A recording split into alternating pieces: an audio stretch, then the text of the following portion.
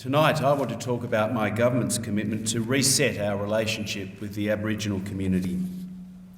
A commitment I made at this event last year, and one that was fuelled by a genuine desire to make a positive difference.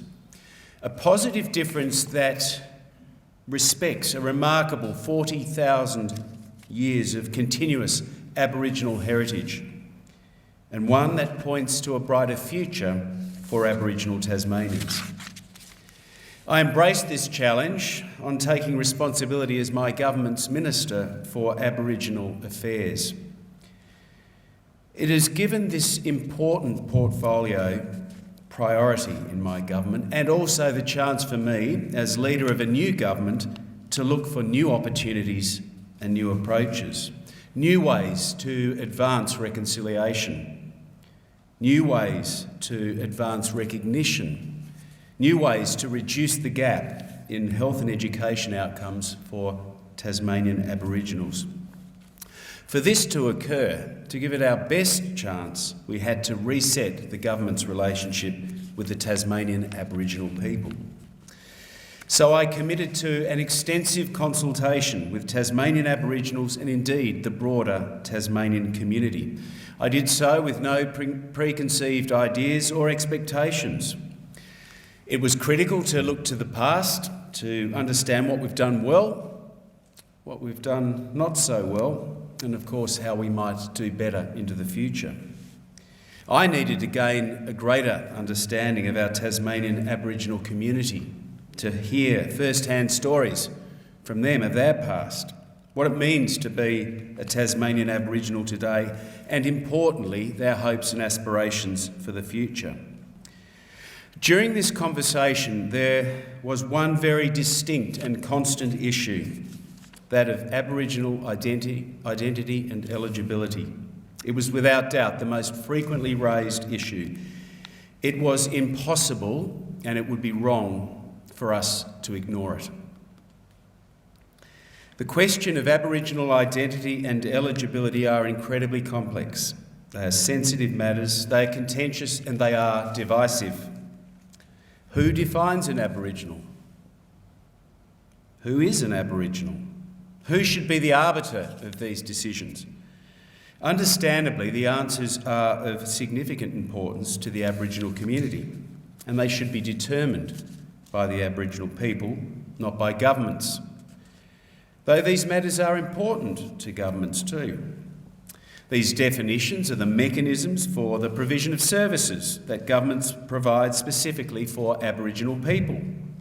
Tailored services that exist because there is a glaring gap between Tasmanian Aboriginals and the broader community in those areas of health, education and housing, and it's a gap that must be closed. Governments are also accountable for outcomes, for instance in monitoring the progress and effectiveness of our commitments to reaching the national Closing the Gap targets.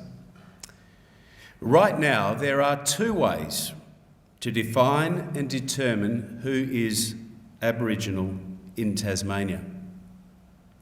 Firstly, there's the Australian Government's way, which determines federal funding largely through a simple test.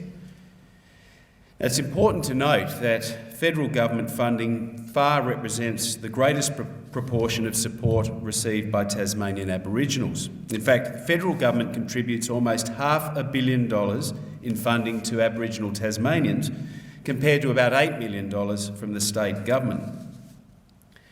Now, the Australian Government's test is simple. It asks if the person is of Aboriginal or Torres Strait descent, if they identify as an Aboriginal or Torres Strait Islander and are accepted as such by the Indigenous community. They don't require archival or historical records, but need to declare that they meet the above test.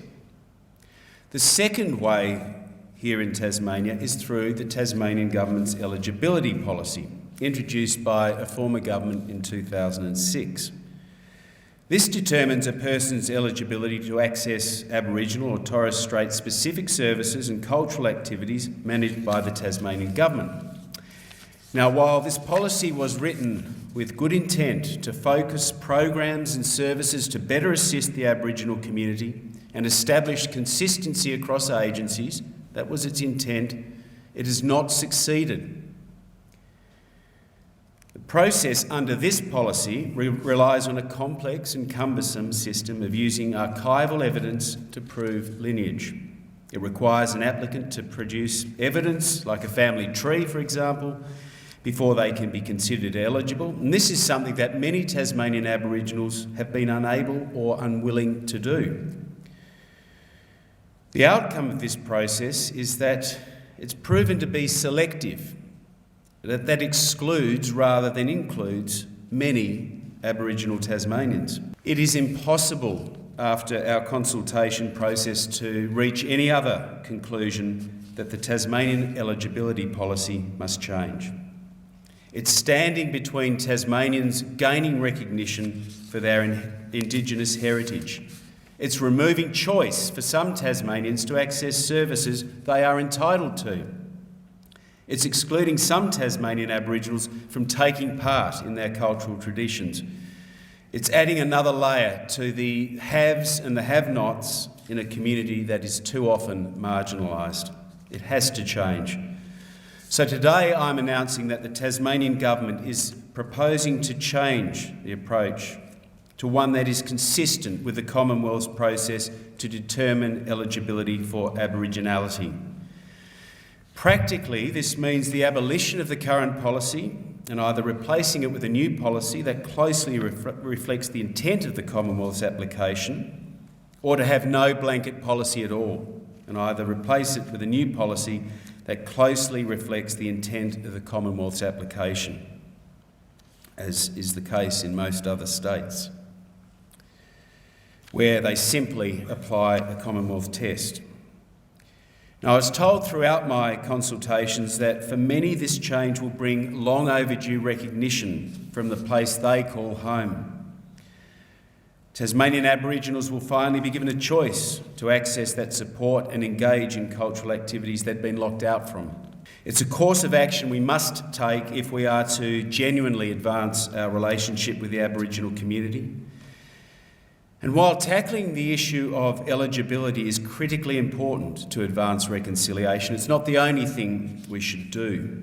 And there are a number of other actions that this government will take as a result of our consultation.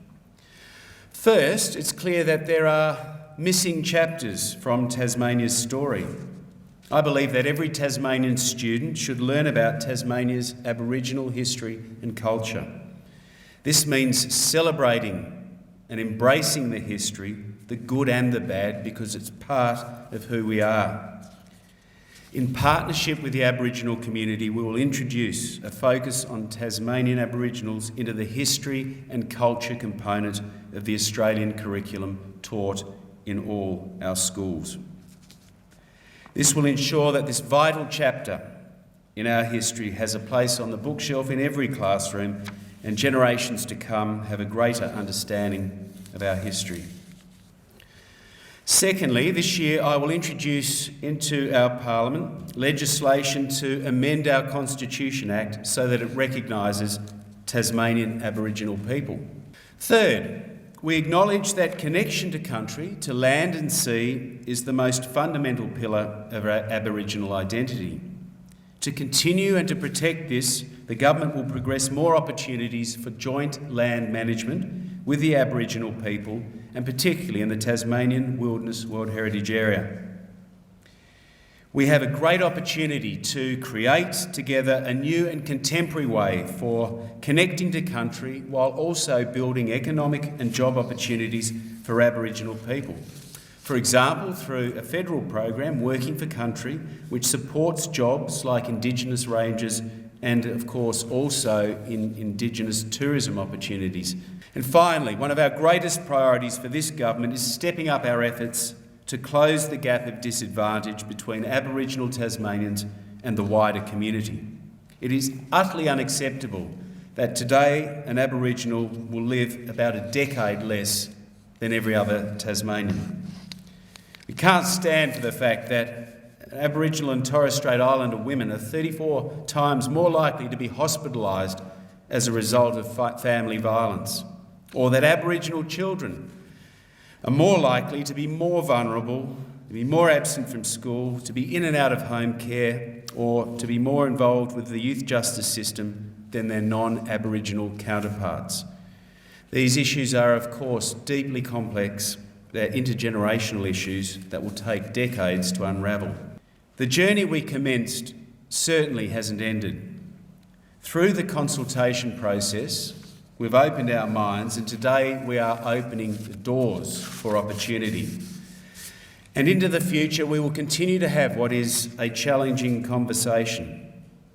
I sincerely thank those Aboriginal Tasmanians, and indeed those from the broader community, for their engagement over the past year, and I look forward to our next steps. It won't be up to a government alone. We'll need to continue to work together on new approaches to old problems, new opportunities and new partnerships. There is indeed challenging work ahead of us, but this fresh start gives us the greatest shot at achieving recognition, reconciliation and reducing the gap. And most importantly, it'll right wrongs, and it's the right thing to do. Thank you very much.